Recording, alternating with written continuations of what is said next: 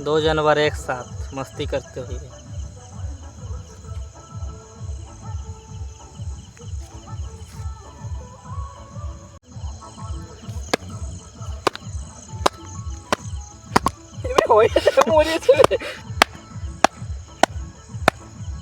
यहाँ पे कुछ था क्या? रेस्ट एंड पीस करता हूँ। सकते गाइस एक न्यू मिल गया बिच्छू। ये थोड़ा बड़ा साइज का है, तो अगले बार जो मिला था उससे और थोड़ा बड़ा है। और थोड़ा नहीं, बहुत बड़ा है। नहीं, उसका बाप चाचा है शायद, बाप तो उसका वहीं पे मार दिए। तो देख सकते हैं इसका क्या किया जाए। इसको अभी भगवान का दर्शन करा दिया जाए। उंगली कर देते इसका।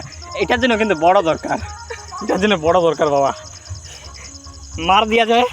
वीडियो बनाओ। Attack 1 second attack 2 3 4 5 6 7 9 10 11 12 13। कहाँ तक कहाँ गया रे बाबा? तो जिंदा है। पुच्छीटो खत्म।